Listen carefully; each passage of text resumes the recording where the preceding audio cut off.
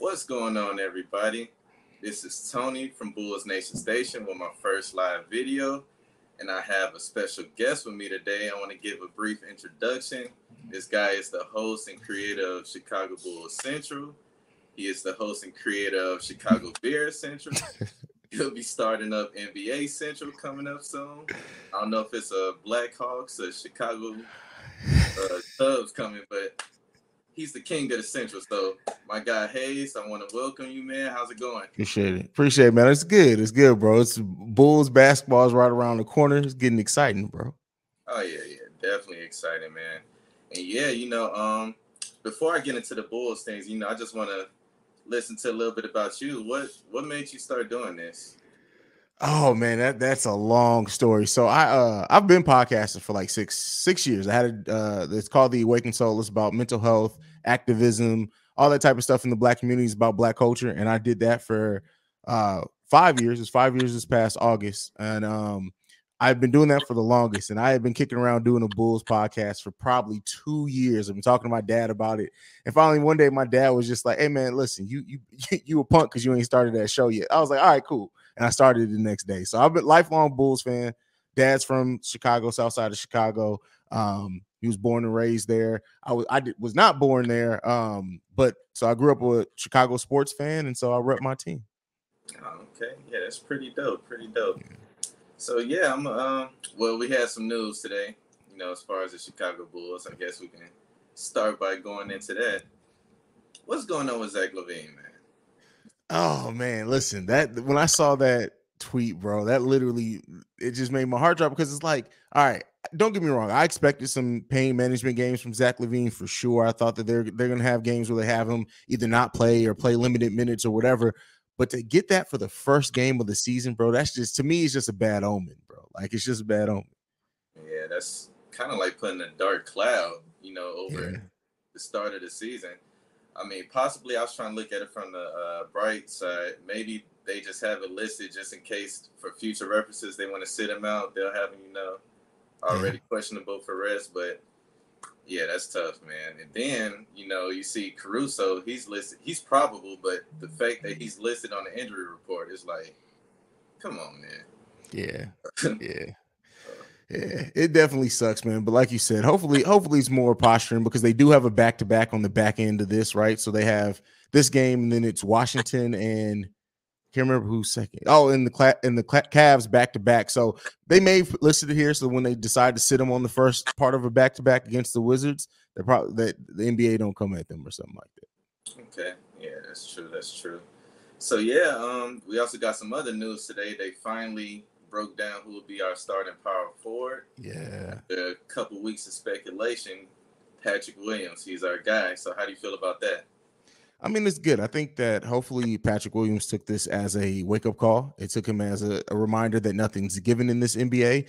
And it also showed him a blueprint on how he needed to play. I think when he responded in the way that he did off the bench, getting all those dunks, on top of that, watching Javonte have success at your position in the way that he had it, like it's not like Javonte was doing anything out there that Patrick Williams can't do. You just got to be active. You got to be aggressive. You got to move purposeful. Yeah, Patrick Williams isn't the leaper that Javonte is, but like I mean, just in the way that he got open and slashed to the rim. If Patrick Williams started adopting that into his game and use that as motivation, it could be a really big season for Patrick Williams. Yeah, I agree. I feel like Patrick Williams, he was going to be the starter all along. I just feel like, he just needed that spark. He needed to see what, how Billy Donovan, what he was expecting. He kind of showed us that at the end of that Milwaukee Bucks game. But yeah, hopefully this will be like a motivation for him to start the season. Hopefully it'll be more aggressive than what we've seen. Because to be honest, Javonte outplayed Patrick Williams in the preseason. But we all know, Patrick Williams, he's the key to our future. So hopefully this is a wake-up call and he can go from there. So shout out to Patrick Williams on that.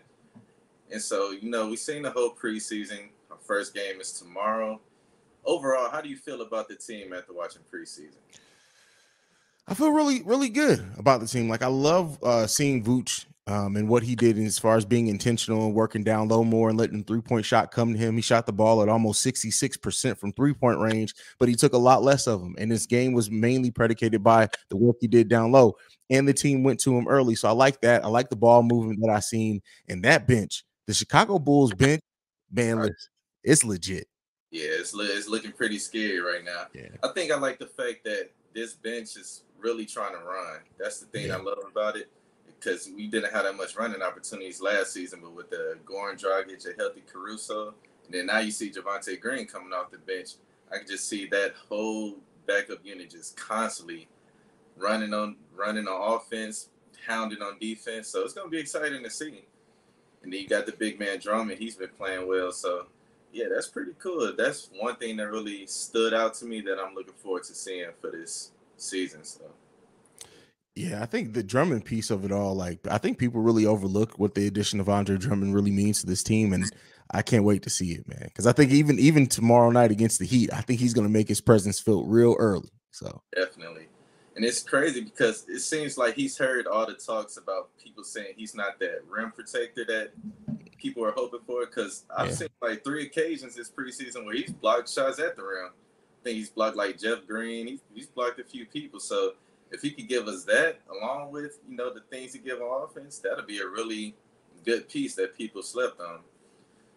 For sure. I mean, Drummond could average a double-double off the bench. It just remains to be seen if he can do it. And if he does, man, this may be the most exciting Bulls bench in almost a decade, man. Yeah, for real, I agree. Because, Billy Donovan, he's actually open to trying to hold 5-man unit for the bench. So that speaks enough in itself. Usually he wants to have a Zach Lavine or a DeMar DeRozan out there.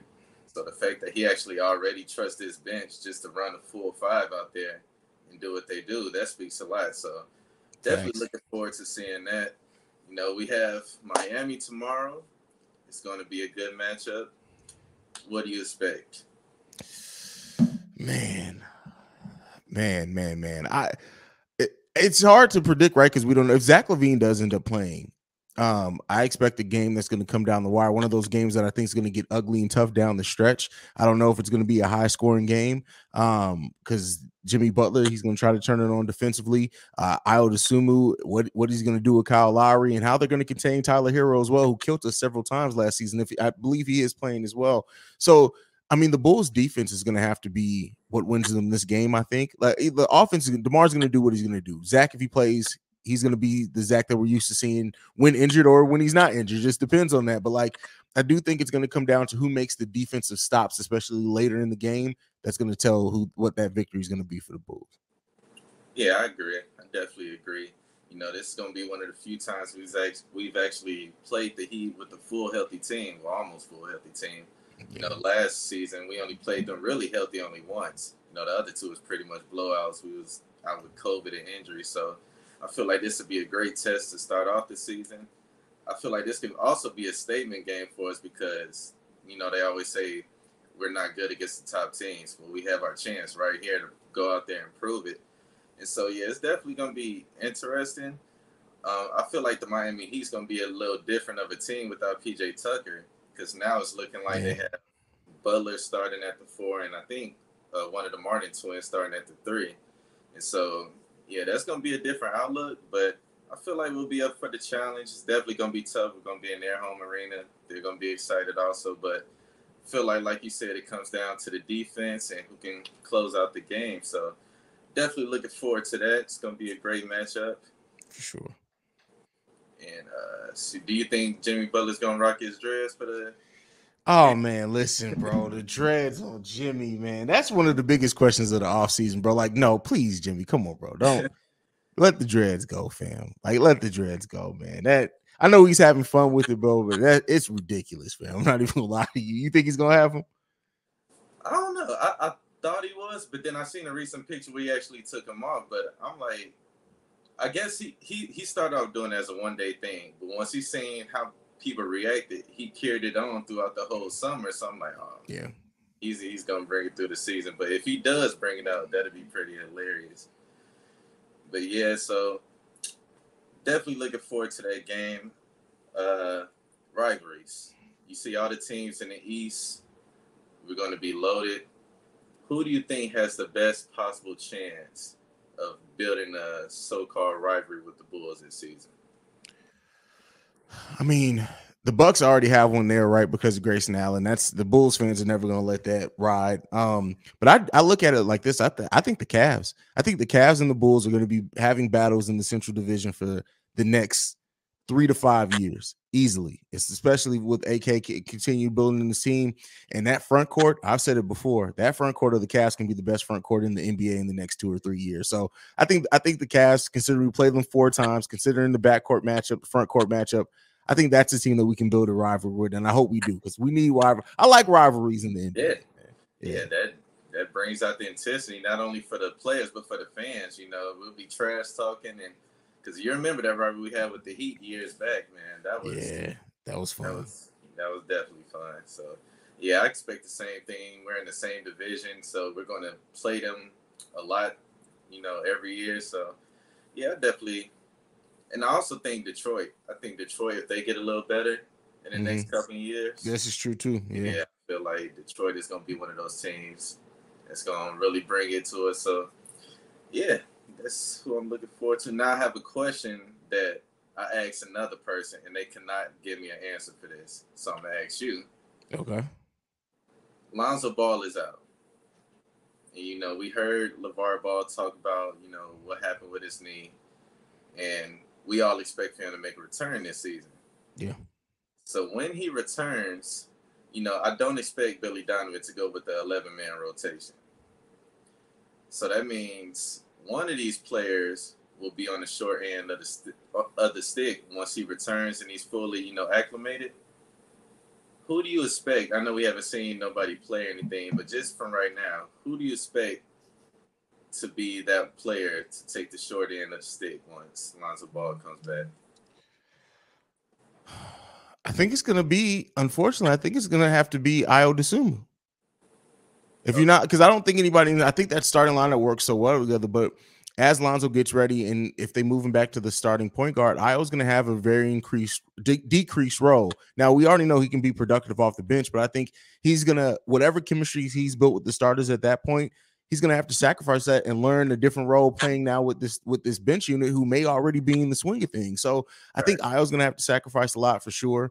And then also I think it's going to be some from Zach as well, because right now Zach in our starting lineup is our best 3-point shooter. So I think Zach's going to be giving up some shots as well when Lonzo comes back, if Lonzo's fully healthy, that is. Right.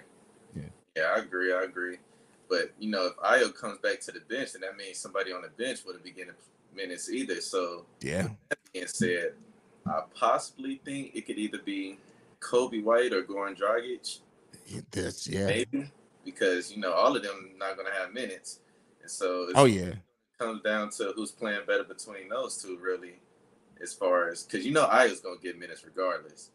Yeah. So that's what I think. I mean, that could definitely push either one of those out of the lineup. Like you look at, especially when Lonzo comes back, Lonzo coming off the bench, his 3-point shooting is more consistent than Kobe White. So that already may just mess up Kobe out the rotation just when Lonzo's, because I don't think they're not going to start him initially when he comes back. So yeah, man. And whatever Goran's role is, like Goran, I think we're going to lean on Goran a lot at times, but I think we're going to see some games where it's like, hey, Goran already only played 8 minutes this game. Yeah, that's because he played 30 the last 2 games. I think that's how it's going to work with Goran. So, okay, yeah. So definitely looking forward to seeing that. So seeding predictions. Where do you now? We was on the Shy Bulls podcast. We pretty much agreed on our seeding prediction, but I'm gonna ask you again. Mm-hmm. Where do you think the Bulls will land? 4th or 5th seed. The 4th or the 5th seed is where I think they land. I think that could it be worse if things don't work out or we keep having health issues? Yeah, it could be worse, but I'm saying fully healthy until we get Lonzo, of course. I'm saying the Bulls can be a 4th or 5th seed for sure. Now, if Lonzo comes back in January and we get back rolling, he gets back in rhythm early, it can possibly go higher than that, but 4th or 5th is where I'm sitting at. Yeah, I pretty much agree. One thing I disagree with a lot of people is when they give us the 8th seed to the outside of the plan. I'm like, you know, they say, well, you look at all the other teams in the East. Yeah, there are a lot of good teams in the East, but I feel like we're a good team also. You know, we could have been a great team last season if we wasn't injured. So I feel like if we could stay healthy, we have another year of chemistry. We have a training camp that we're prepared to play without Lonzo. Last year, with all the injuries happening, we pretty much wasn't prepared for it. We just kind of like on the go with it. So when Lonzo went out, when Caruso went out, we were just like, all right, we got to think of something quick. And that's what we did, the whole DeMar Ball thing. But now we have a whole training camp. We emphasize the random offense. We emphasize running, playing different types of ways so we won't be as predictable. I feel like that reason, along with our health, can give us a chance of being one of the better teams in the East. So that's why I agree with you. I'll say probably in the 4 through 5 range. Of course, you got the Milwaukees and the Phillies and those tough teams. But, yeah, 4 through 5, that's a pretty safe place. So, yeah, that's pretty much, what I expect for the season. Do you have anything you want to say? This is my first podcast, Oh man, no, you good, bro. You good, man. Hey, thank you for inviting me and letting me be your first guest. That means a lot. But no, man, I'm just really excited for the season. I'm excited to see how this team comes together. I'm interested to see. I guess the thing that we didn't get to talk about at all is like, do you think Dalen Terry is going to make is his activity, his defense, is that going to force him away to crack the rotation early, especially looking at whatever's going on with Zach Lavine and the injury? Do you think Dalen Terry gets in tomorrow night against the Heat? Tomorrow night? Well, yeah. Especially, if Zach Lavine's not going, definitely. But, yeah, I feel like it's situational. So if we're playing in a way where we're playing dry, we don't have no type of energy, no type of juice, I feel like Billy Donovan wouldn't budge to throw Dalen Terry out there because he's that guy that's going to give us energy. He's going to push the ball. He's just going to bring that spirit to our team. So if we're playing kind of like lifeless basketball, I definitely expect Dalen Terry to be out there. That's but fair. As far as him for this season, I expect him to start off playing that Troy Brown Jr. kind of role to where say somebody gets hurt, say, we need another player to fill in, that's going to be Dalen Terry. He's kind of on the outside looking in right now. But I do feel like in the case of Ayo, he's going to play his way into the rotation somehow, some type of way, just because he's that good and he's that talented. So by the end of the season, I do expect Dalen Terry to fit in some type of way. Because you could just tell. You could just tell by his build, his makeup, his spirit. Like, he has to find a way on that floor. So, yeah, that's pretty much how I feel about Dalen Terry. Yeah, I got high hopes for Dalen Terry, man, and not in the sense that like all of a sudden I think he's going to turn into this like 18-8 player, but like just as far as a player that just gets it done, just brings some energy. He's going to be like a guard version of Joakim Noah, and I can't wait to see it out there. Yeah, he has that dog, and I was listening to you and Pat, and he was checking out the X-rays. Yeah, he definitely got it in him. So. Yeah, Dalen Terry, he's going to be a sight to see. And I just can't wait, a couple of years when he gets stronger, when he gets bigger. He works in that shot. Yeah, he's going to be tough. Yeah, man, for sure. Get him working with Lonzo Ball, shooting coach, man. That's all I can say with that. Yeah, Lonzo shooting coach. Yeah, it'd be good to go. For sure. So what do you expect for Javonte Green this season? You see, he played a really good preseason.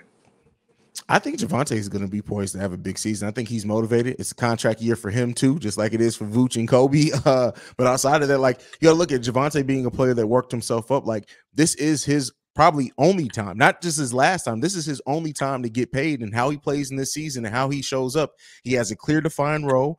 And I think he's just going to come in and excel. I don't think it's always going to be scoring. He shot it ridiculously with 77% in preseason. That's not going to hold through the regular season. But I think when you look at how he went about getting his points, the fact that he's always slashing, always moving without the ball, he's more confident about that corner three now. Javonte's going to have a big season for us. I'm looking at, even off the bench, Javonte's going to have about 12, 14 points per game off the bench.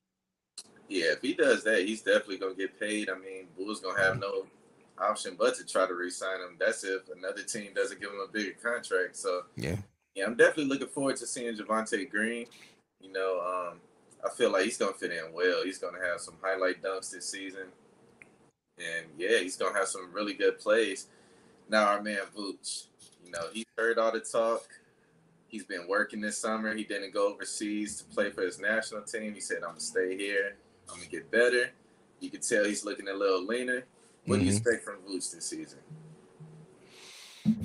I'm expecting Vooch to almost go back to looking like Orlando Vooch. And I don't mean as far as the same output, like he's not going to do 20 and 11, but just as just the confidence. Like it's just a different Vooch out there. Like he seems level. It's like that conversation he had with Billy Donovan on how Billy Donovan should use him or could use him better. I think is going to pay off. I see Vooch coming in being focused, being motivated, and being more comfortable in that role now, being the third option, whereas he's been the first option most of his career. Yeah, definitely. And I feel like he's just gonna be having a chip on his shoulder. Like, he's heard all the talks. He's saying, all right, everybody's saying I'm garbage. Everybody's saying you should trade me. I'm here to go at every center on the other team. Like, I'm definitely looking forward to this Heat game because Dwayne Dedmon's been going at him for a couple seasons now. So yeah, I feel like Vooch, he's coming for him. So yeah, I'm definitely looking forward to seeing Vooch. And so, who's going to be your surprise player this year? Who do you expect to surprise? Well, I know you said go ahead. Terry. Yeah, Dalen Terry for sure. Just in the fact of like, I covered 28 draft prospects, didn't even cover the kid, man. So definitely Dalen. But I think it's going to really be Javonte and Drummond. I think both of those guys, in whatever role that they're used for, they just seem to have a level of confidence, and it seems like they both polished off their game so well. Like, as good as Drummond looked in preseason, we didn't even see him use heavily in the pick and roll, and that's his best offensive weapon. So yeah, the sky's the limit, man. I'm really looking at either Drummond or Javonte, or hell, maybe both of them, to enter the 6th man of the year conversation. Not necessarily be favorites, but people are like, hey man, listen, they're having a heck of a year. You could consider them 6th man of the year. So definitely, yeah. I mean, he still views himself as a starter. So if he get that type of production coming off the bench, he has great energy. He has a positive attitude about everything. I definitely can see that. And do you expect Alex Caruso to make the all-defensive team this year? Man, that it would take a lot, bro. Like, it's a possibility.